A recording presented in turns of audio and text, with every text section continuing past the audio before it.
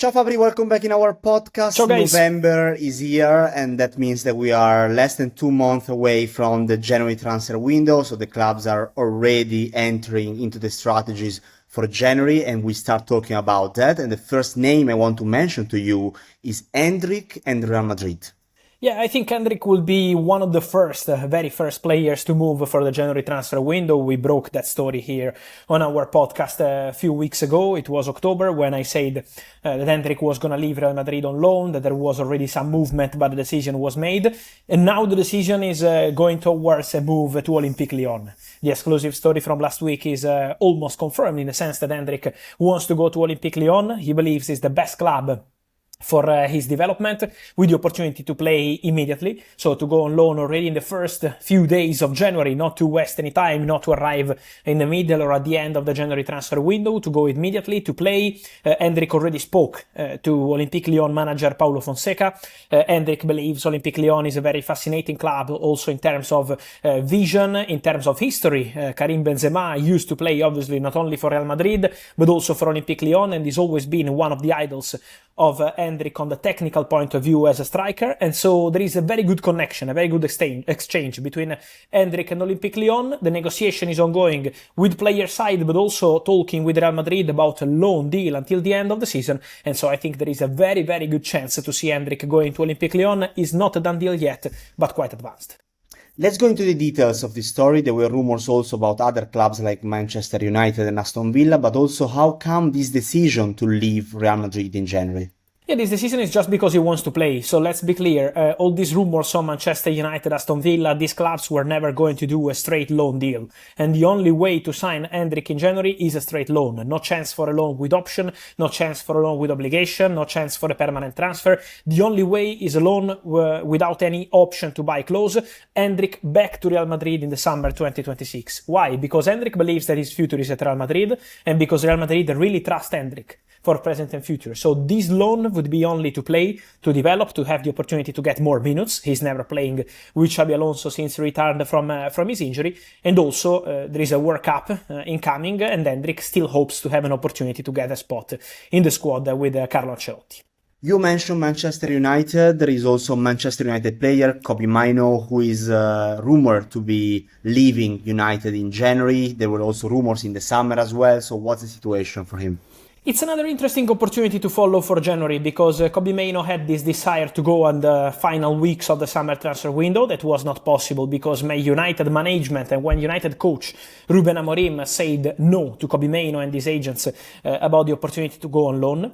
But Kobbie Mainoo is still not playing on regular basis at Man United, and so Kobbie would still be open for a loan move in the January transfer window. It's on United now. They have to decide what they want to do. Kobbie would like to go and play similar to Endrick, straight loan, 6 months, and then back to Man United.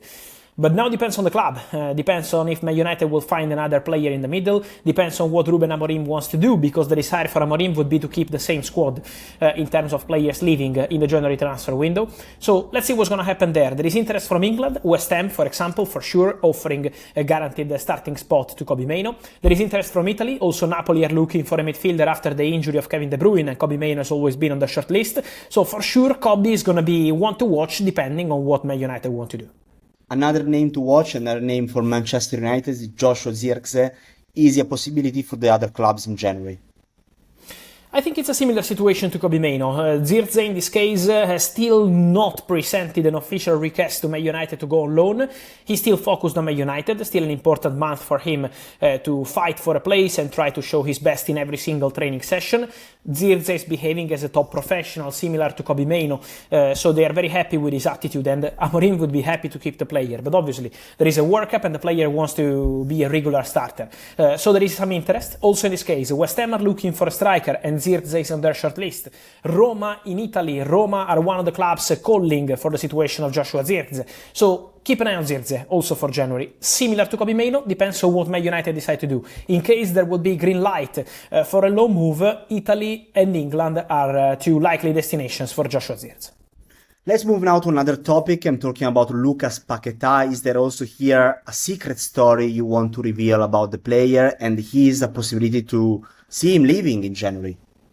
Yeah, Lucas Paqueta is already part of the Brazil squad for these upcoming games, and so Lucas Paqueta is part of the squad and is likely to be part of the squad for the World Cup. But Lucas Paqueta was already preparing a move in the final days of the summer transfer window to Aston Villa. That deal was almost done, and then West Ham decided to call the deal off, keep the player and make it collapse, but the deal was almost done, was very close in the final days of the summer transfer window. For January, Paqueta remains an interesting situation to follow. There is a possibility to see Paqueta leaving. We had rumors about Man United. I'm not aware of a negotiation now between Man United and Paqueta or Man United and West Ham.